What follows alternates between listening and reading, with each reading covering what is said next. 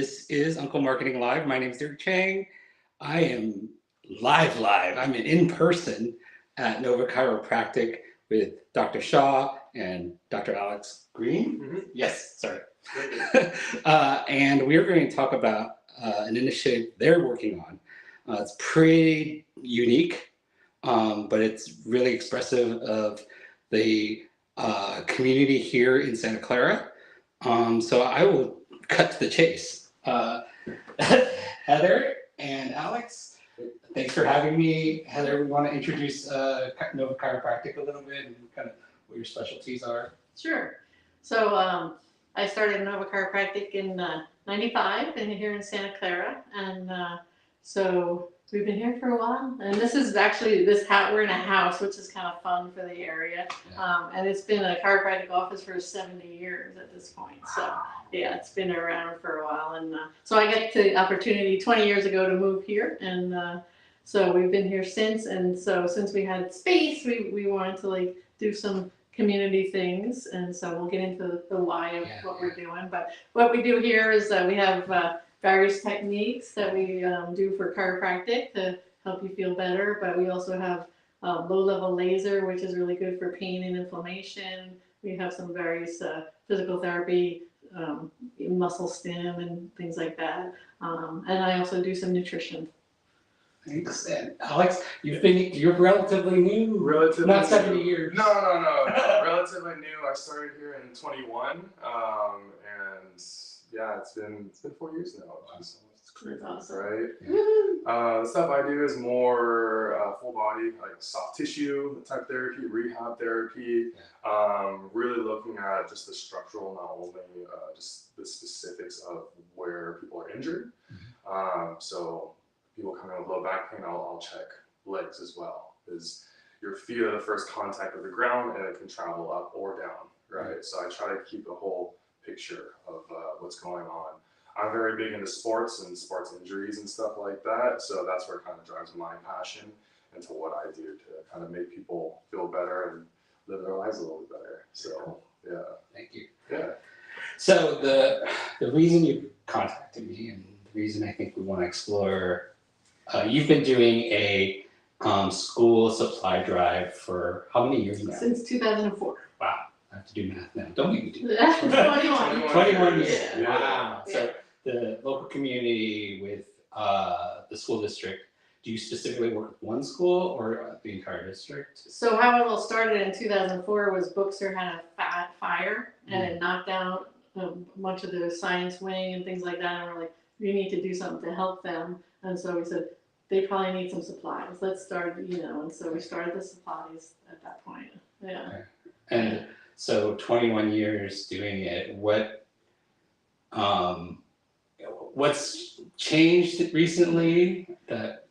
So initially we were kind of doing it on a smaller scale, where we were kind of having people come around and they donate supplies and they can go to different therapies. We had chair massages and various things they could go to, and then realized that a lot of people wanted to be involved in that, so we couldn't do it that way anymore. So so then we found out also that some of the other schools had a bigger need than Bookster, and so we went to Scott Lane and found out what they needed, because they're a low income, and so we wanted to support them. But it's evolved. We've done various things to see if we can kind of generate different interest, and we had a mini petting zoo one year that we were able to come to, and we have I hope you can do that. But anyway, so we did that, and we've done various things where we had some of the students from the school come and do face paintings. We had ice cream we were giving away, and games and things like that. So it's kind of we've tried various things, but we just wanted to be able to reach more schools. Yeah. Because we've been focusing, and so a lot of people enjoy buying school supplies if their kids aren't of age, and so that's the comments we have that. You just love going to the store when there's all these sales going on. Yeah. So Maybe it brings them back to when they're kids. Yeah. So just trying to just help a lot out of their pocket to pay for supplies, and that's we have a lot of teachers come in that say they're they're spending like $5,000 a year just for paper. And so we have a lot of people will donate paper because they limit how many copies they can do and things like that. So. I think there's a lot to talk about because have you really truly orchestrated like the drive? I mean, I know like I get an email sometimes that it's happening, or I walk in and get treatment and it's there. But have you like actually built out like an organizational effort towards it?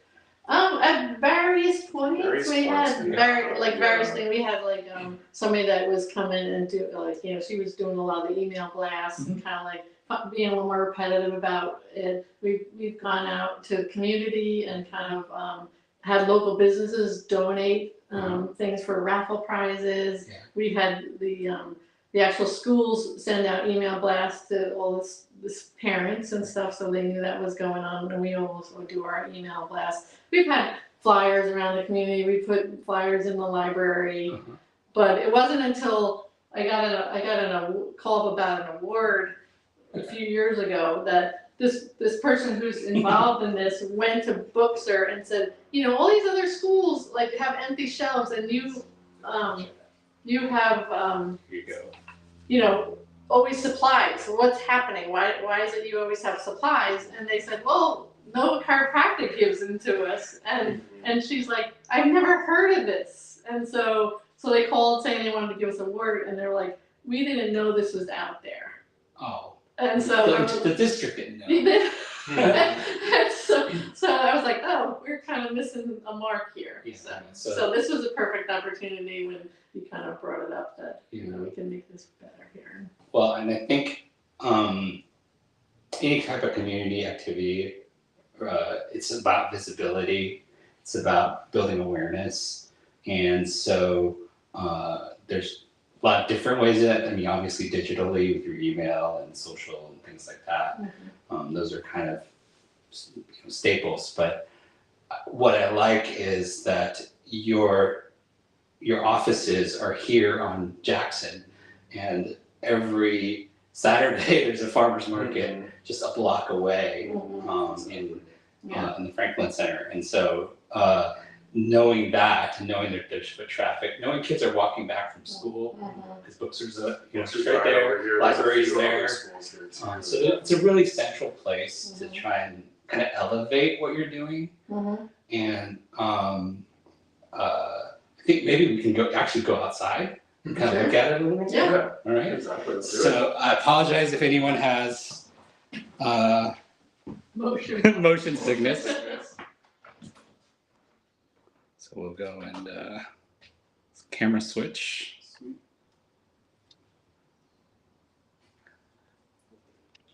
All right. There you go. So you can also get a tour of their offices. Awesome office. So this is somebody's house. Yeah. So this is a duplex. So the front area is the office, and the back area someone lives in. So that's a nice, unique area for that. Forward.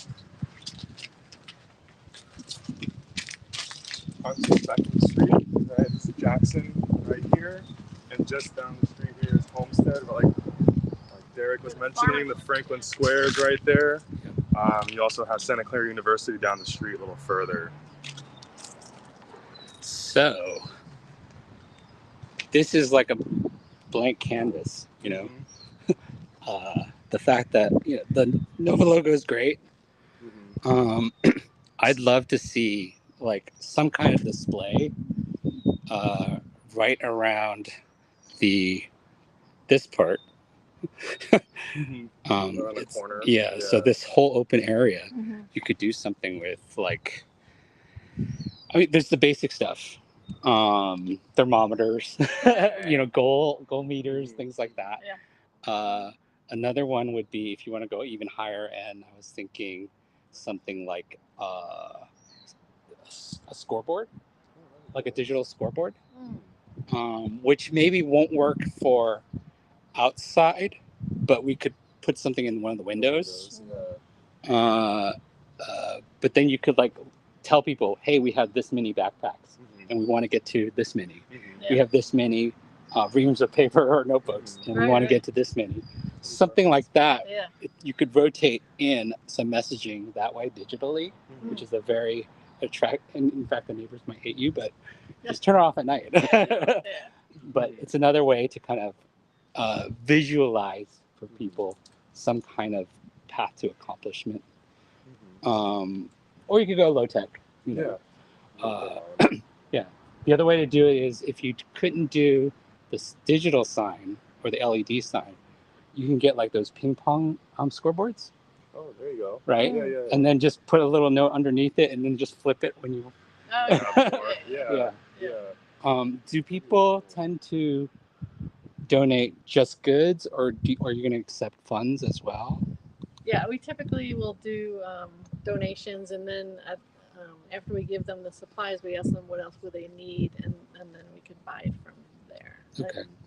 Because basically they say if they can't accept the funds themselves because it just goes into a district fund. Sure. And so they'd rather us take care of it. Okay. Yeah. So. And some years we've split it up into two, where we've had the initial part of it be like backpacks, because there have been a couple of years where we got all these school supplies but no backpacks. And then some years we got all backpacks but no school supplies. Right. So a couple of years we tried doing split of like backpacks earlier in the year and school supplies later in the year. And this last one was still a mix of both. So yeah, they usually have a list that of things, and a lot of things are like for teachers too, like dry erase things because they're expensive, and you know, but even there's cleaning supplies too, especially for the like books or little kids and stuff. The Kleenex and sanitizer was big. For, you know, especially after COVID. You know, they said they don't have enough tissues for these kids, and, you know, so a lot of people bring still sanitizer, wipes, and things like that. Okay. So it's outside of, you know, regular pencil paper and stuff. So in terms of like the outside, do you have a sense of like, this is a sensitive topic, but are you thinking in terms of like making an investment in something like that, or like a lighting system? Like the lighting thing, or would you rather do something low tech? Yeah, I take a look in like what kind of cost that would be and see, you know. Low tech would be good for optimally, and so we can get a little more exposure, maybe. Right. And like putting in the corner where it's a little bit dead space, or even like over here in this corner where like you kind of get some blockage in the tree. Yeah. Right. So have another sign up there saying like, hey, you know, come donate to your community schools. Right. We've had like sandwich boards out for like the days of you know, farmers market. We've given out flyers down there, things like that. Sneaking them in, because otherwise the farmers market police will come get you. We're on the corner. So, so whatever, you know, loving ideas, just because there's options. Right. So. Like you said earlier, like, we do get a lot of foot traffic at times, especially on the weekends. Like we can see it from our window where like people will look at our sign, but there's sometimes when people are so unsuspecting, it's just a house, you know, they don't realize there's an office here. They'll just drive right by, you know. So we usually have banners out front. We do banners. Like like just saying school supply this month, you know, for that month, and come inside and get a list, or you know, of what's needed. That actually is another thing. It's like we could put out a QR code. And then it could just go to either the Venmo or like a page on the site where you can list, you know, what's needed right now. Progress, again, you can track the progress that way too. And it just involves people that, because the thing is, like, if they see, they only need 10 more backpacks. I got 5 right here. Right. And in fact, you're taking corporate donations as well, even if they're branded, or no, they don't want a branded stuff. They don't really ever kind of comment about like, you know, like last year we wound up doing stuff with the Santa Clara Resource Center because Scott Lane already had too many backpacks, so they said take them elsewhere, and so the Resource Center accepted everything. So we were going to Okay. see from them like what kind of things they were needing, so we can kind of hit a little bit more. Right. You know, with more schools. Then. Yeah. Yeah. Good. All right. Cool. Yeah. But you like you had said, you know, one like we weighed them at one point, like, you know, how many, like we had Yeah. 800 pounds one year, but the first year we had like donations from local printers, so we had like tons of paper, and we Right. had to actually get moving trucks to move the stuff. So Yeah. you know, so it's kind of varied what the amounts were, but I think last year was 800 pounds. Wow. Yeah. So, how many kids is that? It's about. That's a good question. Yeah. It's about. Okay,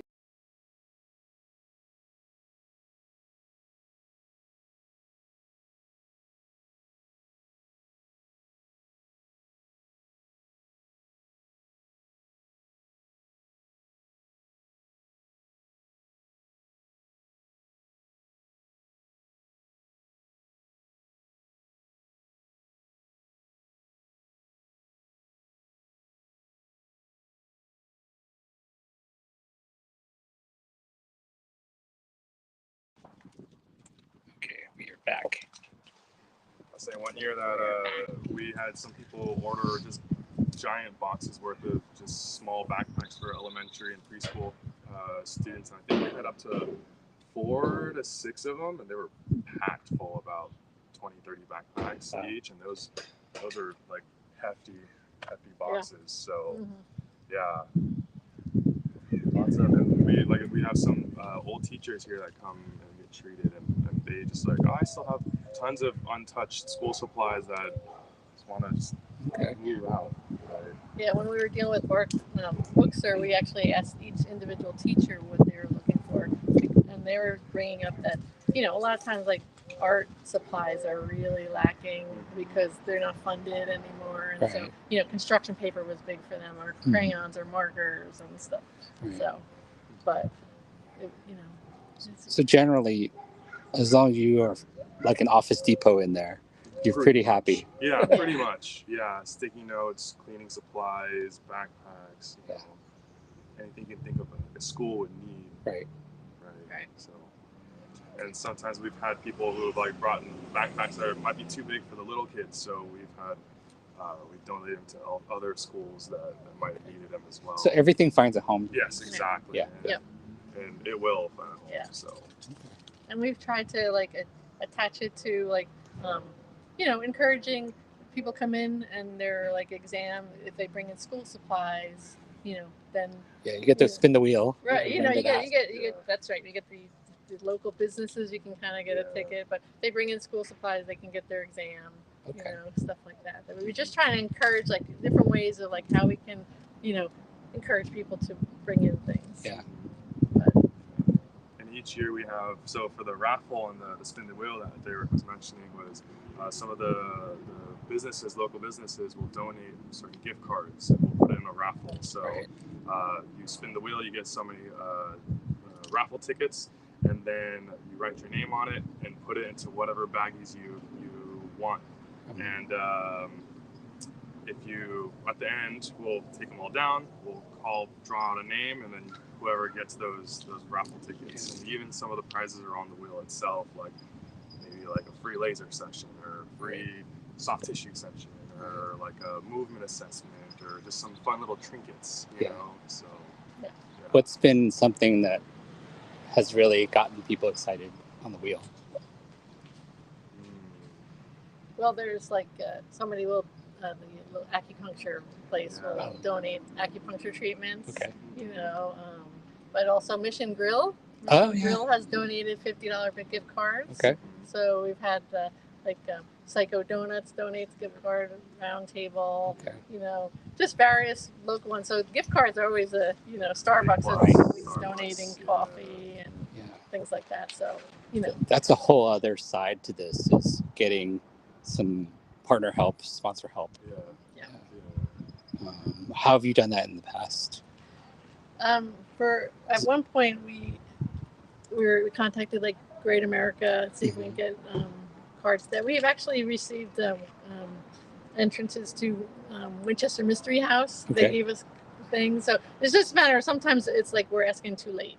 Like Great America in particular was like, yeah, you have to do this in December. Sure. Or like we were just thinking about various venues that people like going to, and it's a matter of like we have to plan in advance, and so we were able to kind of do different things. I think at that point it was the San Jose Rep gave us stuff. Ooh, nice. It doesn't happen. It doesn't exist anymore. But yeah, things like that, movie tickets. Okay. Yeah. Cool. Do you want to head back inside now? Yeah. Okay. So this is a little bit more of the front. Again, we're on Jackson and Homestead. Has it always been here, Heather? What? Nova. Yeah, I was over on Benton next to Via Vicino for a couple years, and then I had this opportunity to come here. So. Have you noticed, since there are more people moving in, that you're getting a nicer influx of clients? We have a lot of referral-based clients, so we have a lot that come from like Pilates teachers and acupuncture That we and work with and refer to our own clients to. You can sit properly. Our own clients too will refer people to us as well. So we have various sources, but mainly referral. Mm-hmm. So. Let me switch back.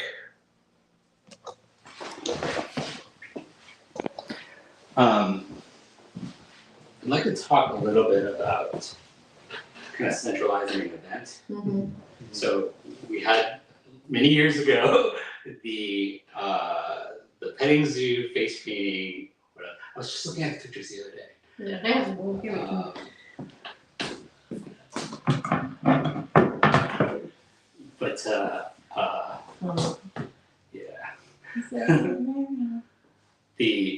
you had face painting, things like that. So it was a family activity that people kind of gather around. If we were to kind of plant a day in the summer that would work, and then create an activity around that. Mm-hmm. Maybe even not here. It could be. I mean, ideally it's here. But what kind of brainstorm? What would you want to do there? Like as far as what the activity looks like. Yeah. So be kind of. I always had this vision, like we would at some point we did like games for the kids, and something that kind of expands on that a little bit, maybe that they get some, like a prize. Yeah. Mm-hmm. Yeah. Okay. Nice thing, maybe like Central Park, right? Because it's not too far away. Right. And set up some tabling for there, and like we were just saying, Mm-hmm. games for the kids, and just have like a whole. That one might require some permission. Yeah, exactly. That's what I was thinking. My permission, but that might be a good idea, just to kind of get more. Right. Well, one exposure and two, more openness. Mhm. Yeah. So. Yeah. Mm-hmm.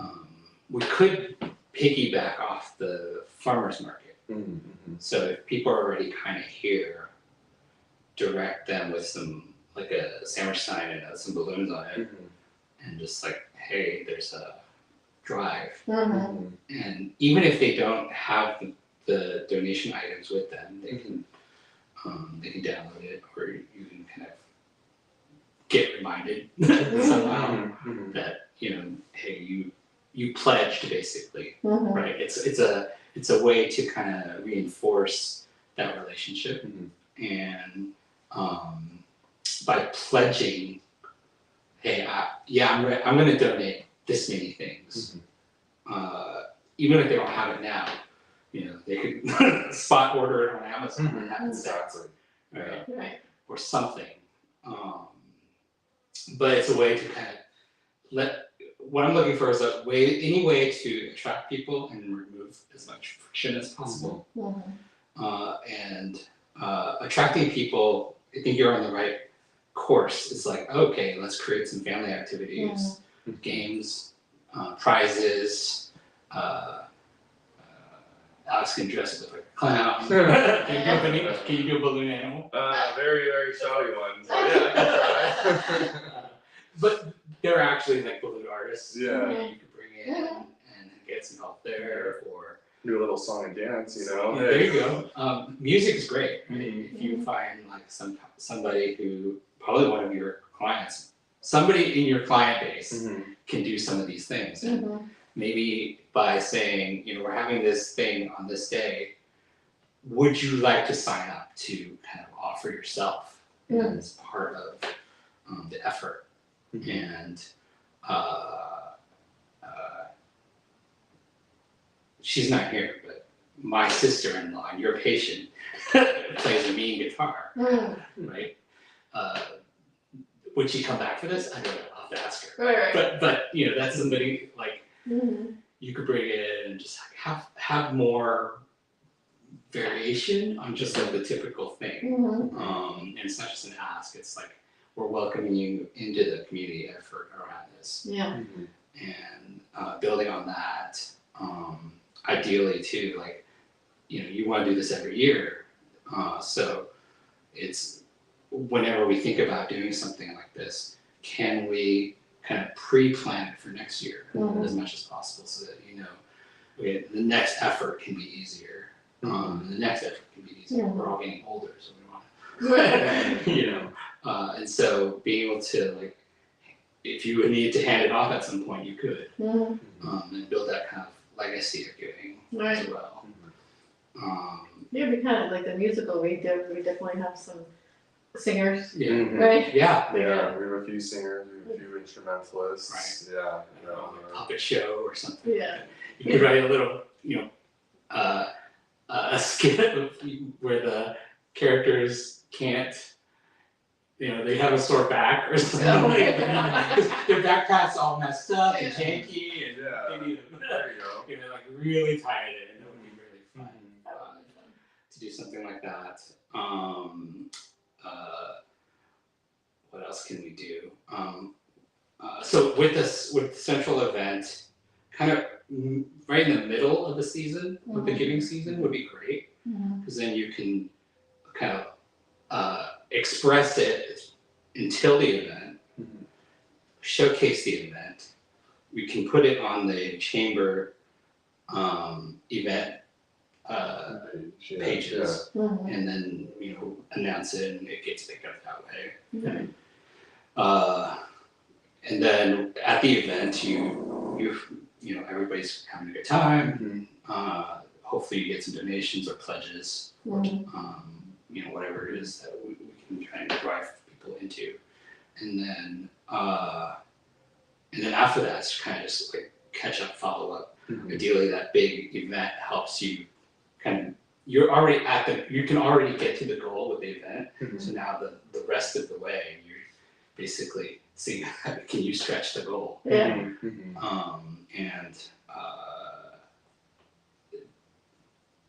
let me go, when I go back this week, I'll come up with like a schedule maybe to just kind of sketch it out and see, like, okay, where do you want to put things?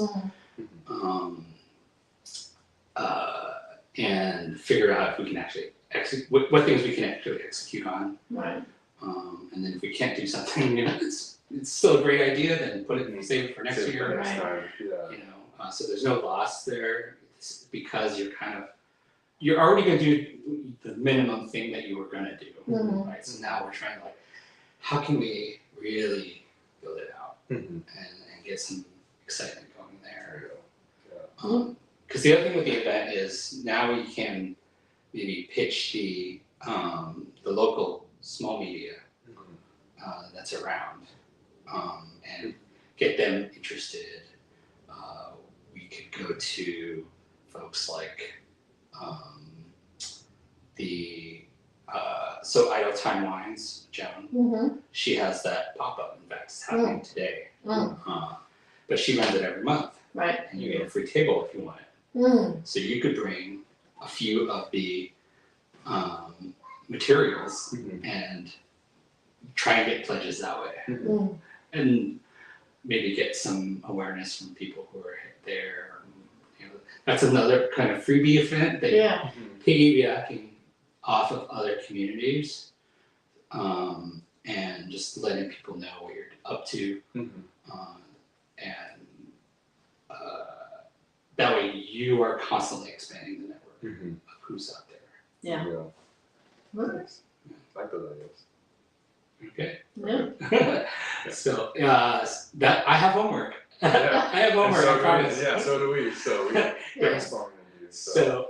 So yeah, when I go back, I'll send you a plan for next week, and then you can kind of review it and see where things, what things you want to do, because we talked about a lot of things, and this is the fun part, is like coming up with ideas, and then it's like, oh, now I have to do this. So what can we actually accomplish? Right. Yeah. You'll know better than I do, like what your capacity is and who you know and who you can call on. But the framework of it, you know, I can give you pretty easily. So Okay. Perfect. Love it. I like it. Questions? I'm Other looking ideas? forward to seeing what you have. Have your Yeah. store and how can we. But it Yeah. makes me feel like, you know, we need to start reaching out to our normal businesses that maybe expand on that in the meantime to kind of like. That's the other thing, is like if you let them know, hey, we're gonna make this a little bigger this year, especially this year, because I think when you think about the economy, think about the cost of goods, right?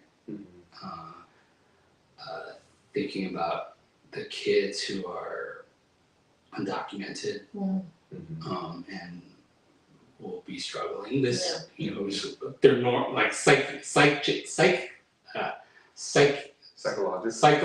Yeah. Thank you. Yeah. Psychologically, they're going to struggle this year. I know last year a big part of it was Scott Lane had a lot of foreign people coming in for job opportunities. So a lot of it, they didn't know what they needed because a lot of the kids were coming with like very minimal stuff too. Right. So that was another thing, just like a lot of people, more influx of like work visa type immigrants. So Yeah, Scott Lane in particular, they get shoe donations. That's how it's so sad that, you know, Rotary actually donates shoes to them. Oh yeah, you're part of the Rotary too. Yeah. So you could tie those folks in too. Yeah, Santa Rotary, you were Rotary. So, but yeah, that was like, wow, shoes, you know, you don't think you're in Silicon Valley, but you know, it's like a nice area, and yet there's still so much poverty discrepancies, right? Sadly. Yeah. But also, you know, our chamber members, if they want to be a part of, you know, highlighting their business in some of our raffles, you know, that would be an opportunity on your end too. Yeah. Yeah. Absolutely. And it is another thing to pitch during our weekly meeting too. Is like if you want to spend a week just saying, hey, we would love sponsors for this thing. Any gift above this would be a reasonable thing or something. It's just a way to involve more people. Right. And you know, people want to help, and if help is easy, then right. So the whole key is like, how can we remove all the obstacles Right. around giving? Yeah. And the fact that, you know, you're not a nonprofit, you're just doing this because you fucking care. And that's part of why hopefully people go, oh yeah, it's not like they're gonna stock up on this stuff and try and sell it or whatnot. This is everything goes. Everything goes. Like we'll even have even our waiting room will be full of stuff. We'll have to figure out where to put it. But everything that we get doesn't go back into our back or anything. All of it goes out. And if Bookster doesn't need it, if Scott Lane doesn't need it, it'll find a home somewhere else. So my dream is that you guys end up with those moving pods. And then you just load up the moving pod and just you can show people. It's like, hey, the pod is this much full now. That's right. Yeah, we've done before and after, like this is the start of the event, we're getting some and we'll have like a final picture, like this is the end of the event, this is how much we've had, you know, so. Very cool, very cool. All right, I think we can end it, but anyone who's attending live, thank you. Looks like we've got a comment. Nope. Well, thank you, Heather and Alex. Thank you. We're going to get to work, and we'll talk soon. Perfect. Thank Appreciate you. you for coming out, Derek, and thank you all. Yes, thank So- you.